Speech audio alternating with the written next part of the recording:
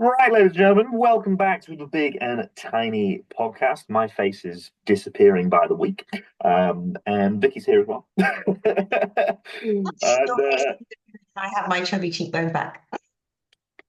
yeah, it is. I don't know, we're not there yet. I still get messages from people being like, "Oh, you're shredded," and I'm there like, until I can see every single line in my glute, I'm not shredded. To be Uh, fair though, your back shot that you posted up the yesterday, that's all. yes, that was very shreddy. Yeah, it's good. But unless I can stand next to Michael the Builder, people would be like, oh, then I'm not overly happy. So yeah, it's one of those where we don't want to show up with anything less than our best. So that's definitely coming. We got it in the tank. It's gonna arrive. It's going all right. We were just having a discussion about your consistent weight loss on a monumentous amount of food still, and obviously then allocating certain things that we're not going to talk about because of various things that are happening at the moment in the social domain. So we're going to be allocating some funky shizzle that is going to be occurring this next week, which I'm very excited about.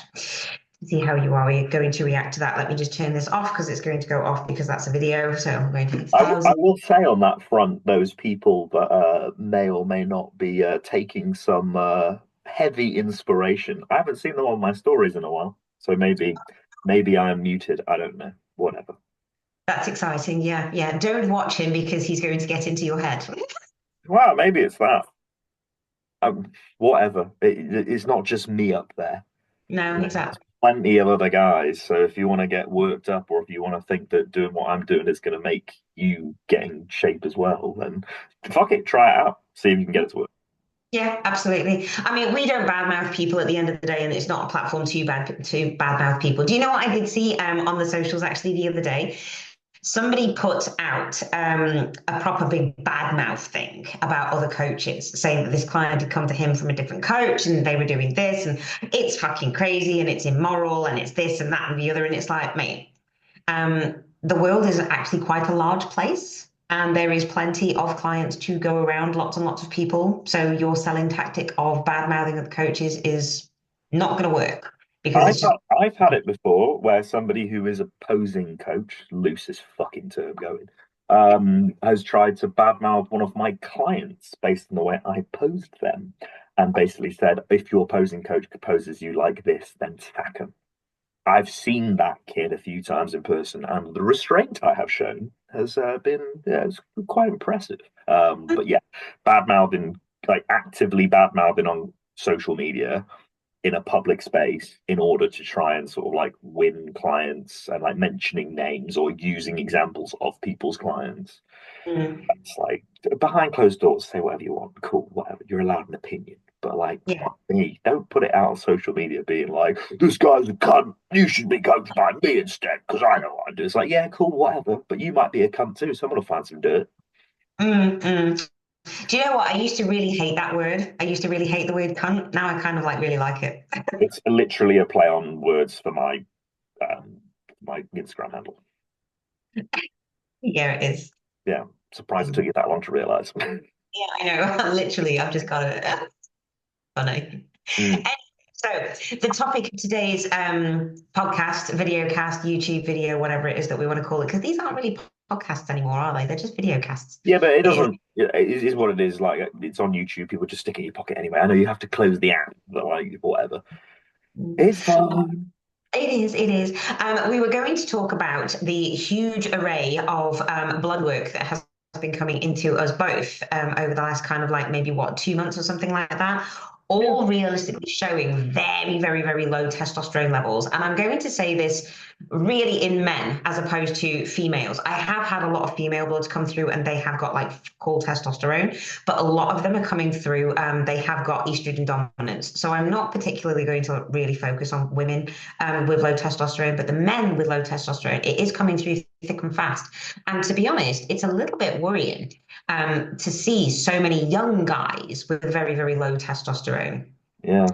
It's So, I mainly sort of the crowd that I see will be the guys that are getting sold by a TRT clinic or whoever it is, or they've done their own research. They've got literally just a testosterone test and gone, oh, I've got low testosterone. And now mm, they want to hop on TRT. And obviously, if you're someone who's not well educated in your bloods, then that's going to be the first. You're like, oh my God, I'm on the bottom end of the range. I need to start taking testosterone to bring it back up so I feel healthy. And they're all there like, oh, well, I'm tired all the time. I can't seem to gain muscle, this, that, and the other. And then you start digging into what their daily life is like. And you're there like, well, you sleep for 5 or 6 hours a night and it's sporadic. Your diet is horrific. You think you Mm, train well and you definitely do not. mm. And it's a lot of components there, which a lot of the time will lead towards a low testosterone environment. When guys are eating, ultra processed food all the time, or they're just eating crap in general, and they're like, oh, I wonder why my hormones are in the bin, and you've been doing it for the past 10, 15 years. Yeah, absolutely. Really having things like ultra processed foods, and don't care what anybody says, it is going to affect your hormonal balance. Because why does it affect your hormonal balance? Because it affects your liver. It affects your liver, it affects your gut health, it affects your kidneys, and all of those things do correlate with testosterone levels and different different hormonal balances as well. Another thing, it was actually me and Oliver, we were talking about it a few weeks ago, and it may be a little bit of a conspiracy theory, but to be honest, there is some kind of notion into it. And it's good to get your opinion on it. The COVID jab. Now, I know it's a big conspiracy theory, but it was worldwide Mm. and it could have been used as population control. Now, they don't really kill everybody, but there was a lot of people that died within COVID, one of which is one of my very close friends. And I was heartbroken, obviously, when I heard that that was going to be the case. But so they can't kill everybody. So what else can they do? They can make them sterile. Not going to affect the women so much, but it is going to affect the men. Just think if they'd invented a jab which basically makes men sterile, they'd be offering it as something you could buy because that's desirable.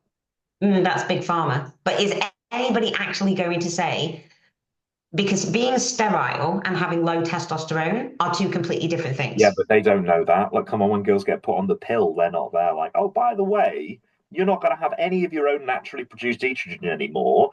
And it may, more than likely, because you will be on this from the age of 14 because of your skin problem or your heavy period, you are potentially going to be sterile for a number of years until maybe your hormones re-regulate.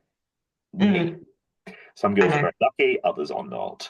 So Yes. yeah, that's already been sold to them. And you would suggest, that's always been seen as a complete net good. And now people are going, hang on a minute, I want to get off this because I want to have children and I can't. Uh, Mm.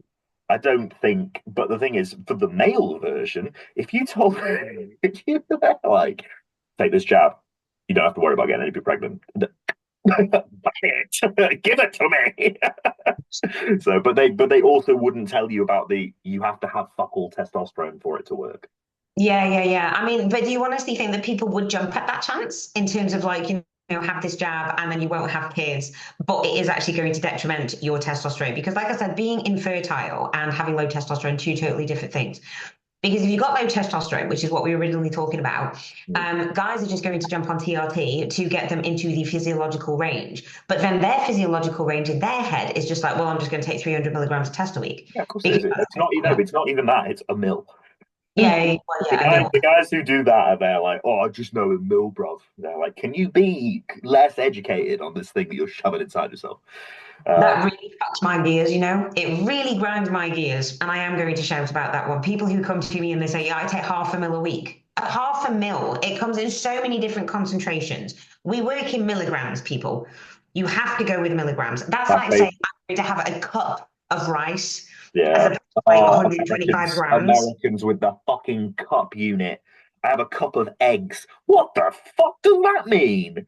Like a cup of beef versus a cup of rice. I know. It does, it makes What is no this sense. universal cup you've all been brought up on? I Like, know. is that how your food is presented to you in cup portions? Is that how fucked we are now? I know, but everybody does do measurements, or a lot of people do cups of, cups of flour and stuff like that, especially in terms of like baking cakes and stuff and that kind Okay, of so stuff. we're not making a fucking cake here.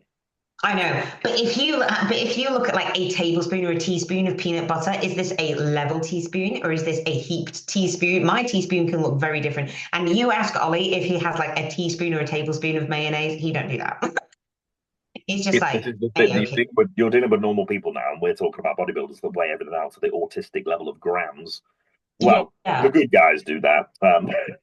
The good guys obviously do the autistic gram level, and that's what you should be doing as a pro anyway. You should be autistic within it. But people who measure in cups or like, I mean, eggs and shit like that, just weigh one. It's one egg. It's that You don't egg. have to. Don't weigh your eggs. Just it's an egg. It's an egg, right? Okay, but that's fine. But you've got to weigh your peanut butter in grams. Don't do like tablespoons. Don't do thumbs of fat. That pisses me off as well. What happens if you have like an abnormally large thumb? But yeah, Also, an you're gonna have way more. avocado versus like oil. Yeah, exactly. A cup of oil is very different to a cup of mashed fucking avocado. But yeah, so weigh in grams. Where was we actually going with this? We're We were talking just about talking. how people have got generally we're seeing some lower testosterone scores. Now, this I think this actually started last year, and we were all sort of like, is this just the testing companies fucking up? Because it was widespread, and I had a score come back that was like that doesn't make any. I had one that was huge, and then one that was tiny, and I was like, no, these don't make any sense at all.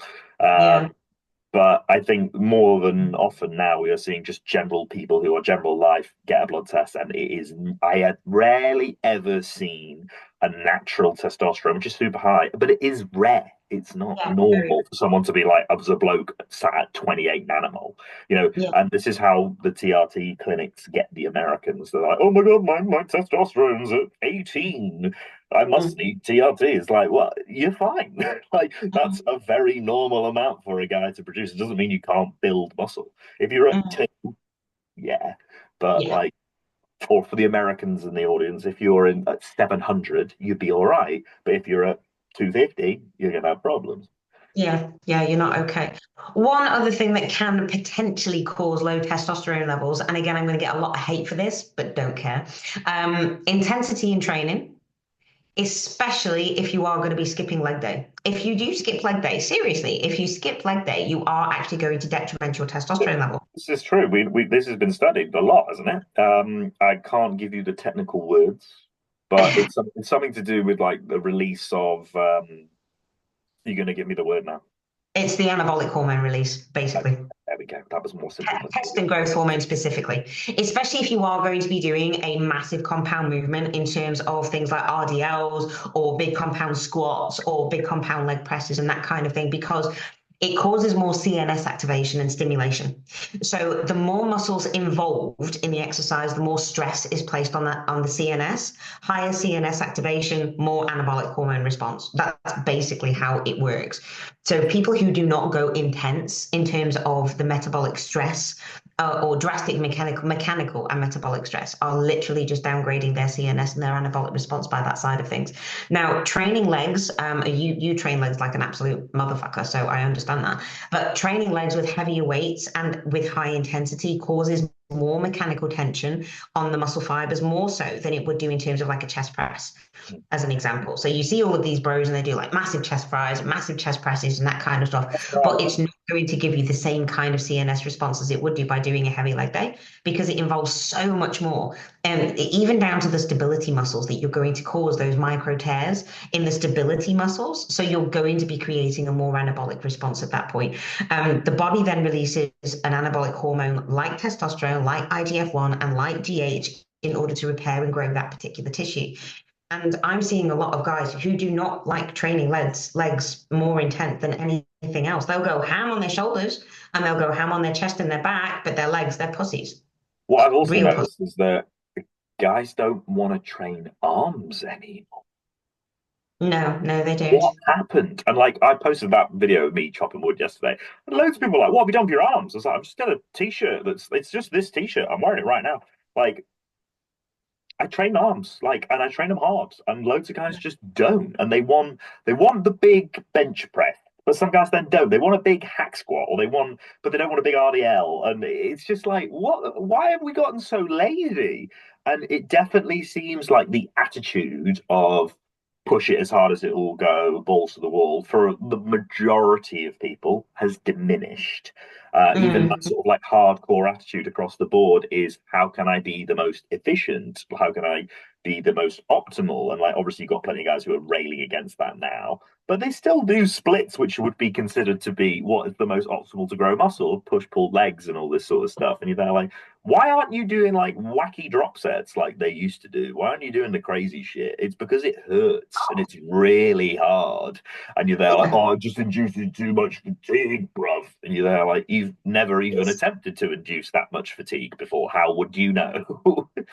yeah, it's the second the lactic acid buildup starts to kind of like get into them. Like if you have a look at a death set that we do in terms of leg extensions, that is horrendous. It's horrible. And the leg extension, I fucking hate the leg extension. It's my worst ever machine that I would ever use. I hate it because it's the only machine and the only movement that you can obviously get the quadricep fully shortened, which is fair enough. But it builds up a drastic amount of lactic acid. Now, the more lactic acid that you produce, the more GH and test comes from it as a byproduct. So that is the reason why we do these crazy kind of things. It's not just because we're mental, it's because we program them because it's actually going to trigger a response. And But this is the especially thing. When I've said like on a reel I did recently, which was you have to train. Most people don't train that hard, and I got so many people in the comments being like, "No, I train just as hard as you, but I don't get as big. Clearly, it's genetics and drugs." And so like the drugs don't do anything if you don't send the signal to the muscle that it needs to take on hormones and nutrients, which means yeah. you have to break it down. I had some guy be like, "Oh no, the only way that muscle grows is through mechanical tension." I was like, what does mechanical tension do? It causes muscular breakdown, doesn't it? So actually, I am correct, and you have just heard Jordan Peters say the word mechanical tension, and you think that you know better because you thinking that I use the term muscular damage, and you think that's bad. Muscular damage bad. That is exactly what mechanical tension causes. And And it's you've oh, got but to you don't get as much mechanical tension when you do drop sets. You deplete ATP to a greater extent when you do it. Yes, it does. Mechanical tension when you lift is a given. That is what occurs. exactly. It's just like, why have you got so many technical terms in your head you don't understand? And why are you trying to tell me, the professional bodybuilder, that you know more than me when you're a fake profile? Oh, When you're a troll. no, listen, and then you're there like, look, I just explained everything to you, and then they say nothing. You're there like, Yeah, but that's people. Those are the trolls it's for you. people. Yeah, it's a lot of teenagers that think they know everything. Or they've read too many studies but don't actually know how to decipher those No, studies. no, no, no, no. They've not read a study. They've gone on YouTube and they've heard somebody say a study, which that person has made, and they did the study trying to find that result in the first place. So they just made it appear that way. People don't Yeah. understand that you can do that with studies. Like stats can be easily manipulated to produce a certain result. Yeah, of course it can. Of course Yeah. it can. But but yeah, I mean, I think the whole idea of training intense, especially in terms of leg training, because leg training is hard, and you do have to push yourself to it. I mean, you have to think. I was going to do this on my live actually yesterday, but I ran out of time because apparently I was talking too much about Jibber jabber. the reason why people aren't actually losing weight. And you know what? It was really interesting because after that, you know how I always open up my DMs after a live just to see if people wanted to ask me questions based on it. I had so many people saying, I'm not losing weight. And I'm not losing weight. 90% of those people who aren't losing weight are just basically non-adherent people, which Yeah. we know about. But the other 10% are the things that I am talking about. So I actually went into quite a lot of detail about it. It's a shameless plug, go and watch the live. But yeah, obviously the reason why your legs are not growing is literally because you are not training hard enough and taking it to that painful barrier. You do a death set on a leg extension to create that lactic acid that is going to induce more muscle growth I think because as well, a lot of people, when they do train legs, I had it for years because obviously with my knee problem, afraid to go full range of motion or don't think you can. I've had to Mhm. work at that. It's really hard. Training legs is a skill, and being able to do a squat pattern to full depth, leg press to full depth, leg extensions well with a contraction with the pauses. And like I do the tempo work because it's fucking hard. I'm not just like, oh well, it's easy. All these guys just throw weights around. They think, oh well, that's fucking easy. Try doing tempo work. It's way Yeah. harder. And also it's safer. Like Mm, it's to- more difficult, it hurts more, and it's safer. Why well, wouldn't you do it? if you remember when we first got together and you came and trained with me and Yeah. you got a leg extension and a leg press, and I was like, what the fuck are you doing? Well, yeah, yes, but my leg presses for ages weren't good because I thought, I couldn't get the full depth and that sort of thing. And then it took me a while of reassessing my own form to go, hang on a minute, wait a Mm, second. Like, you're not going to hurt your lower back. Your knees are fine. You need to get them. You need to fold these legs in half. Take the weight off. I was like, look, if you're starting to get problems with your lower back and your knees from lifting this much weight, and it's getting a bit scary, and your head feels like it's about to explode, that's not right. So drop the ego, drop the weight. And I did, and it was like, holy shit, I can feel my fucking legs, and they mm, grew like mad. exactly. So And then when I it, did the tempo work, those 3 second eccentrics in terms of hack squats and stuff like that, and you were just like, they're horrible, they're disgusting. I'm like, yeah, but you're not having knee pain. no, but I So enjoyed it. I was like, yeah, they're gross, but like this is what I should be feeling. Like I should be feeling my yeah, quads for because sure. obviously with the surgery I've had for so many years, you just get knee pain and no muscle Mm, activation. And when, as soon as I can, it would be once in a blue moon where I would feel my quads on a compound or a leg extension versus the knee, and then now it's constant. I can always feel the muscle, and it's like, yeah, it takes a lot of work. So I think people as well aren't prepared to be patient and don't recognize that training is a skill. It would be like you go into a golf course and being like, why can't I drive the ball 300 yards straight away? Like, that's just ridiculous. Like, oh, I just can't be asked now. It's like it takes mm, a really fucking long time to learn a skill, and like just because it's working out, and you think that big dum dums work out, doesn't mean they haven't got an outrageous amount of talent when it comes to the ability to move. And a lot of these kids these days, all like nerds, when I mean nerds, I mean the traditional sense of nerd in that they didn't do any sport. And they didn't do any proper movement, and they've never been physical in their life. Like none of them have even like worked outdoors or anything like that, as in like physical manual labor. So they don't have a mm, basis of strength.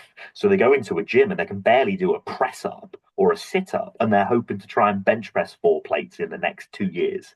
And you're just there like, mm, no surprises that you aren't getting any bigger because you haven't learned how to push yourself, and you haven't learned exercise skill. You haven't even learned how basic motor functions and movement is with really basic bodyweight exercises. But you don't want to put that work in because you're seeing anybody on social media lifting all this weight. And you're like, I've got to be doing that, otherwise I can't go to the gym because it's all on social. mm. So I think there is that component of people have a serious ignorance to the fact that they think they're doing everything right, and they're like, oh, I must just not have the genetics, or oh, my testosterone must just be low. It's like your testosterone is low because you're not doing things correctly. You're Mm. non-adherent to a proper diet. You eat like crap all the time, and even if you ate like crap for a bit, if you trained really hard, your testosterone would be high. And when I was in uni, I was out drinking to blackout drunk once a week minimum, and I grew a lot. Like I would train like a fucking animal. I would train harder.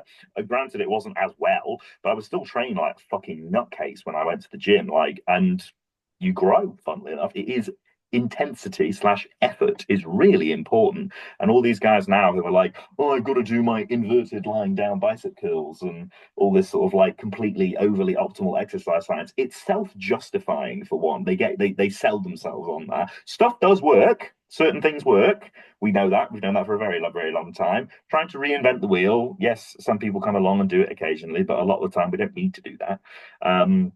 But yeah, these guys who basically do these ridiculous, overly technical exercises that don't end up with any form of actual failure, and all you need is three RIR, mate. It's like, okay, define that. Let show me what your 3 reps in reserve set looks like, and I'll tell you there's probably about 10 left. Yeah, yeah. I hate RAR training. It's The just like same just put because you can't judge it when you're in it. Like a no. really good set to failure should be a case of right, I've got a target, but I should be able to go through that. That's when Mm, I've done like say my best sets on hack squat is that I've gone for 8 and I end up with 12. And you're like, mm. whoa. If I tried to stop at 3 reps in reserve, I would have said what, 9? And Yeah, gone, exactly. I'll leave it there. And it's like, It's why? There's more available and I can recover from it. And it's not just because I'm on gear. it would actually stress me out a little bit more so if people were to tell me to go for like 3 reps in reserve. It's just like I don't want to do that. It would just But I stress think me out. I'm applying the point of I've had somebody try and program me reps in reserve before. I was threw the program away. I was like, Yeah, exactly. It just isn't worth it. Speaking about stress, I think, when people are saying that they don't want to do those crazy sets that we do because they're just going to build up too much fatigue, the cortisol spike is actually something that we do want to have. post training, because again, that's also going to signal anabolism. So you don't want to be chronically stressed and have chronic high cortisol levels, but that temporary increase in cortisol is exactly what you need, because that's going to increase the anabolic hormones as a counterbalance. Yeah. So again, we're looking to always have that counterbalance effect in terms of growing muscle tissue, but people are just going to think, yeah, I'm going to be too stressed. I'm going to be too stressed because I'm training to complete failure, and that's not going to do things. But it's actually going to cause a super compensation effect, which is exactly what you want, Yeah. because it's going to increase post-workout hormone homeostasis. Do you also see a lot of people at the minute who have flip-flopped in terms of using a logbook? Yeah, Or some loads. people have gone like, oh, I used to use a logbook religiously and now it just stresses me out. Yeah, but I'm why? sort I'm Why does sort of it there stress? like, if the logbook is stressing you out, something's actually wrong with your training. Because if you're going Mm. into a set going, I don't even know if I can get this set, you're going too heavy. Yeah, Uh, exactly. or you're at the point with that exercise where you need to swap to something else because you're worried something's going to go ping, and that does happen eventually, but you're probably going too heavy, and you need to use a different variation, which is going to be more of a struggle in terms of the tempo or the form or some aspect which requires you to lower the weight but still get an outrageous amount of stimulus. A really good example for me is stiff leg deadlift. In the off Mm, season, I've got that up to 240 kilos for 8 reps. And I mm. remember going into the session after like the next session, and I was like, it's not happening. I was just like, I did the set and I was like, that's not going up again. I was like, I need a break. People I was use like, your if I do that again, I was like, something lower back, something hamstring's going to give up on me. So I was like, right, swap it to paused RDL. And I've been hammering away at that. My weight really hasn't changed too much on it, but my form has improved a hell of a lot. And it feels a Mm, lot more natural, and I can do it more safely, and I feel much more comfortable with it. So it yeah. is a case of sometimes you can, with the logbook, you've really got to. I would continue to logbook always, even if you are doing a crazy what they called Widowmaker set where it's like rest pause until you get 20 reps. Mm. Always logbook, even if the rest pauses end up with different reps. You still want to have that initial part of it being balls to the wall, and then you get your things afterwards, and that's fine. And don't get stressed about it. Just write it down. Yeah, exactly. It comes down to like that feel in training. I had a client actually message me the other day and they were like, I can't get the connection. I'm not feeling the movement in the training. And do you know what? Sometimes you've got to kind of step away from the feeling and the movement, because there's using a feeling as an indicator is a really dog shit way Yeah, of like a good versus bad exercise, because joint shearing occurs, obviously, and when the increased pressure, the joint, you're going to feel the joint, not the actual muscle itself. But also, other mechanisms are going to take place in that aspect. So there's going to be recruitment muscles. So you're going to feel recruitment muscles at the same point, rather than actually. So you might actually be feeling 4 or 5 different muscles initiate, as opposed to the 1 to 2 that we're actually trying to target. But one of the biggest problems that a lot of people have when they say they don't feel the muscle is because they haven't actually got a lot of muscle there. You need to grow the muscle in order to feel the muscle, as opposed to just kind of going, well, I can't feel it so much. It's just like, well, grow a yeah. bit more and then you'll be able to feel it. I did say before, obviously now I feel my quads more on compound, Mm, but I don't just feel my quads. Like leg press, I tell so many of my clients to let your adductors stretch. mm, Open your hips. You need to get deep. And so what? Oh, but my adductors will get involved. So mm. you'll end up with a wider leg. What's the problem? It's a compound movement. It involves multiple muscle groups. You need to use all of them. Yes, we can use some form, which maybe puts a little bit more emphasis on the quad. But if it's not comfortable at the minute, then I'll fucking do that. But interesting you mentioned obviously not having enough muscle to feel the muscle. I have so many guys recently who just have no lats. And I'm trying to get them to obviously like really arch upwards, feel those lats, really get in there, emphasize the contraction. A lot of them are just like they're working on it, to be fair, because I hammer the shit out of them with it. But a lot of guys have just never thought about training their lats. And you know what? You know what it speaks of. I came up during the magazine era. I bought all the Flex magazines. I knew all the bodybuilders that were in there, the old school guys, how they trained and what they did. I learned all my shit from those guys. Mm, mm. Really shows the difference between guys that learn from YouTubers versus blokes that have come up from the magazine era. Yes, we had a lot of nonsense here, but we fucking believed it and we tried it and we went balls to the wall with it. Whereas you guys are going, oh well, I've got 9 different things I could do here. I'm not sure I should really try it, you know. And it's choice. It's too much choice. Whereas we had a magazine every month that came out and went, give this a crack, and we'd be like, okay. Yeah, yeah, exactly. Let's do 21s on bicep curls because it looks fun. Oh, So but let's do 21's a shit. yeah, well, big guys with big arms did them. Yeah, exactly. And all these guys that are saying these movements are shit are small. And you're there Yeah. like, look, come on. I know you're there like, oh, but just because I'm small doesn't mean I don't know what I'm talking about. It's like you need to marry up experience alongside your research because your research might be very pointed. It might say a certain thing that realistically doesn't actually reflect in reality for the majority of people. Just because something is significant at the 5% level does not mean it's going to be useful. Like, and that's realistically what studies come down to is the 5% statistic. If it's above 5% statistically significant, it is considered a genuine result, which, let's be real, if only 5% of people find a benefit from doing a certain thing, not exactly great compared to something where 80% of people have gone, that works. And that's Yeah. anecdotal. Whereas this has been studied, so it has to be real, even though it's only maybe significant at the 5% level. But it doesn't tell you that in the abstract. It doesn't say it's only significant at this percentile. But people Statistics, they're really fucking boring and they're really difficult to learn, but you've got your normal distribution, your chi distribution, all your fucking distributions. I fucking hate statistics. It's a horrible subject. Econometrics was a brutal, disgusting subject in university, and I did not like it, but you had to do it.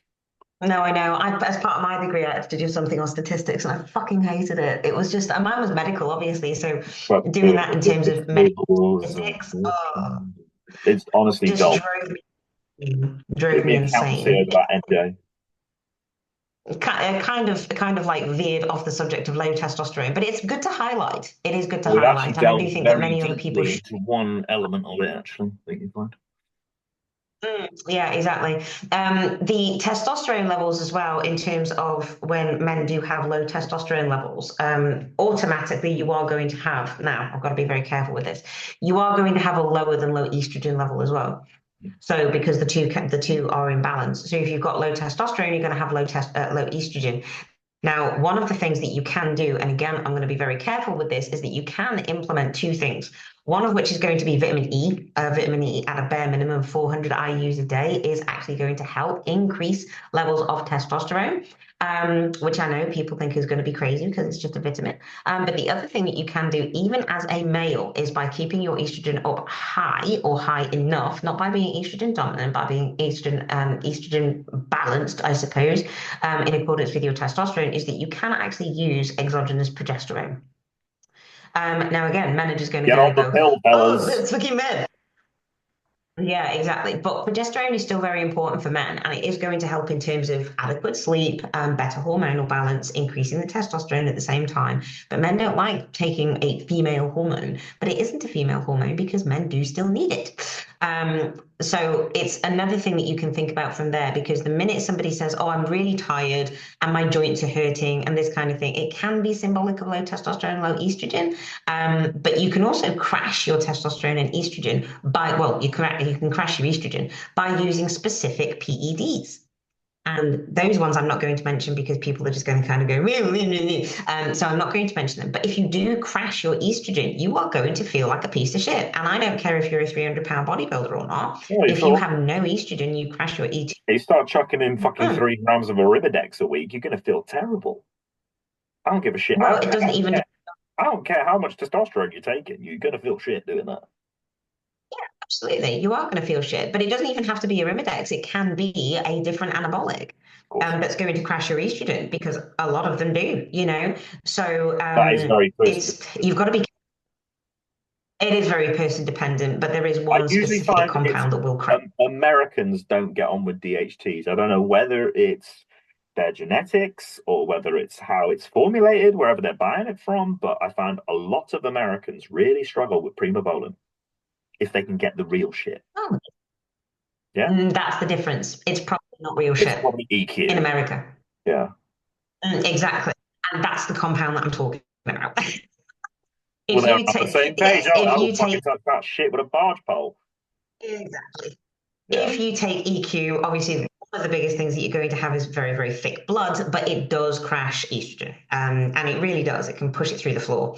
Yeah. And that's where you'll find yourself, obviously, with very, very bad joints, weak in the gym, poor sleep, poor libido, crying into a tub of ice cream whilst watching Love Actually. And then you get So some guys, EQ is oh, something I that you do have fucking to. love EQ. My blood works way better on it. It's like, do you ever think the masteron you got was actually just EQ?